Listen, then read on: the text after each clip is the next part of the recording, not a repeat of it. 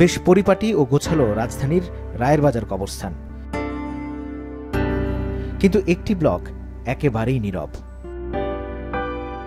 অন্য সব ব্লকে মৃত ব্যক্তির স্বজনরা আসছেন, কবরের পাশে দাঁড়িয়ে করছেন দোয়া, আছে মানুষের আনাগোনাও। কিন্তু ওই ব্লকে মানুষের আনাগোনা নেই বললেই চলে, নেই কোনো নাম ফলকও। কারণ ৪ নম্বর ব্লকের সবাই বেওয়ারিশ।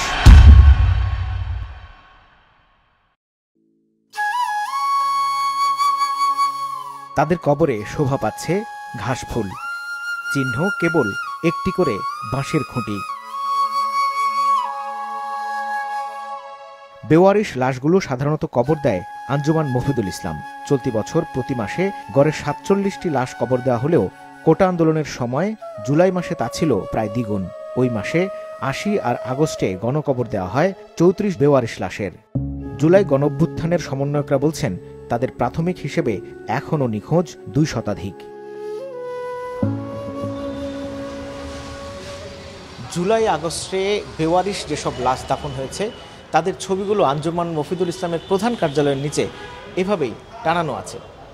এখান থেকে ২ ব্যক্তির স্বজন নিশ্চিত করেছেন তারা এই জুলাই আগস্টের আন্দোলনে নিহত হয়েছেন। তাদের লাশ দাফন করা হয়েছে রায়ের বাজার কবরস্থানে, কিন্তু ঠিক কোন জায়গায় তাদের দাফন করা হয়েছে সেটি শনাক্ত করা বড় মুশকিল হয়ে গেছে। রায়ের বাজার মধ্যমিতে টোটাল ১২৭টা গণকবর আছে, প্রায় প্রত্যেকটাতে ২-৩টা করেও আপনার লাশ আছে। তো সব মিলাই ইট ক্যান বি অ্যারাউন্ড 2 থেকে 300 নিখোঁজ। আমাদের সাথে এখন পর্যন্ত প্রায় ৬০-৭০টা ফ্যামিলি মোটামুটি যোগাযোগ করছে। Double million offer, Walton fridge কিনে পেতে পারেন ২০ লক্ষ টাকা, রয়েছে কোটি কোটি টাকার নিশ্চিত উপহার। গোলাম রব্বানী ৮ বছর ধরে কাজ করছেন রায়ের বাজার গোরস্থানে। জানান বেওয়ারিশ লাশ শনাক্তে সাধারণত ছবি আর জিডির কপি ছাড়া রাখা হয় না আর কোনো প্রমাণপত্র।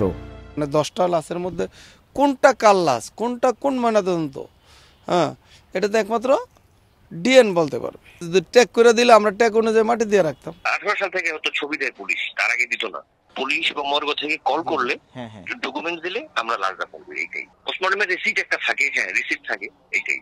এ অবস্থায় ডিএনএ নমুনার মাধ্যমে একটি লাশ শনাক্ত করতে হলেও কবর থেকে তুলতে হতে পারে ১২৭টি মরদেহই, বলছেন ফরেনসিক বিশেষজ্ঞরা। জুলাই আন্দোলনের সমন্বয়করা বলছেন এমন বাস্তবতায় এছাড়া আর উপায় দেখছেন না তারা।